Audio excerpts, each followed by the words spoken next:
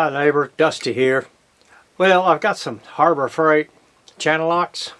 Channel locks is a brand name, but that's what everybody calls them, no matter who makes them. But anyway, they used to call them water pump pliers some years ago.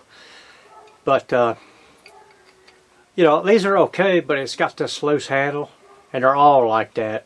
And so what I'm going to try to do is see if I can't get a little more squashed together on this rivet.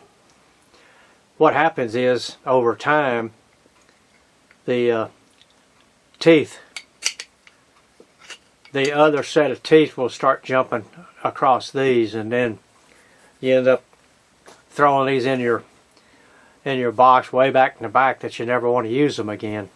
Then you look for your good ones and you can't find them.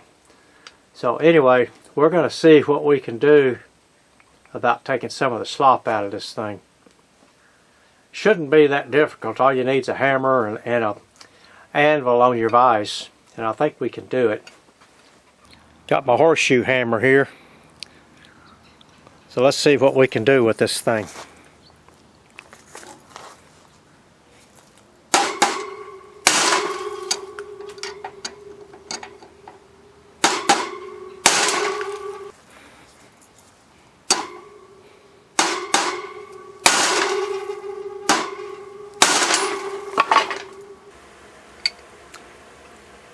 Okay, once you get this thing, get to where you don't have a lot of slop in here, now you're probably it's gonna get tight in spots, and right here, and it doesn't want to close, and it's because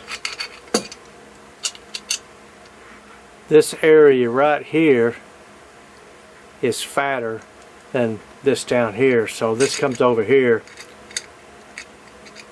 See, this got a little slop, but as soon as you get over here, it's got none.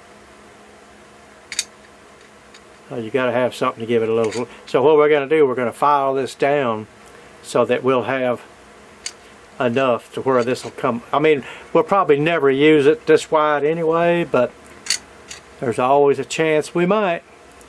So let's take this out there and grind this down. Now there's a few things you can do. You can use an electric sander, or you can use a file. In this case, I'm going to use a file. And then once we get that done, then we're going to have a $25 pair of channel locks that didn't cost all that much. Okay, let me take this out there and we will do the trick on this. Pretty heavy duty file. Now one thing, if you put this in the vise, don't clamp it here, because you don't want to squash that together. Then you'll have a bigger problem to fix. So clamp it on your somewhere besides there.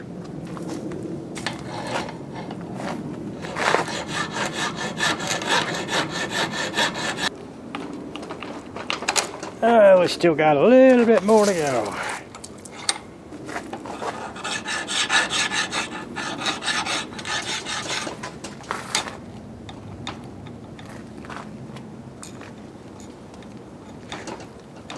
Almost there, just a little. Oh, it's, you can see where it's hitting right there.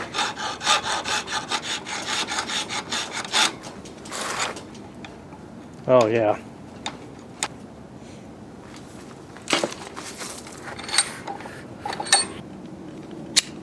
Oh yeah. Yeah, they work great now. Like I said, I'll probably never get anything that big, but then you never know. Okay, now one thing I do want to show you, the way to use these things, and a lot of people, they just buy these and don't pay attention to it, but put these teeth in here. I know you can see that one. See, it starts right there, but the way it has to work to where you get the best use out of it is that tooth in there needs to come across and catch both of these. A lot of people, what they'll do, they'll grab it and they'll go halfway. You want to try to get both. You want that tooth to go across. You want this tooth right here to go across both of them before it latches onto that bolt or nut or whatever you're trying to get through. So you may have to adjust it 3 or 4 times before you get to where it's usable, because what will happen is you put a lot of pressure on it and it's going to jump over a tooth, and then next thing you know you're going to wear out the teeth on the thing. Alrighty, well I sure hope this helps. Good old Harbor Freight.